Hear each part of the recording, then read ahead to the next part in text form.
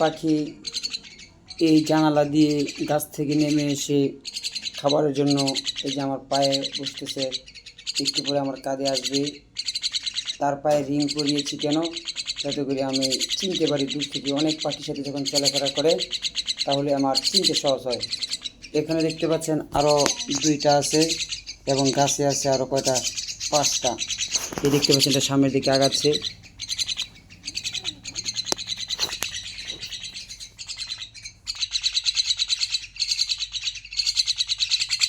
দেখতে পাচ্ছেন খাবার খাচ্ছে,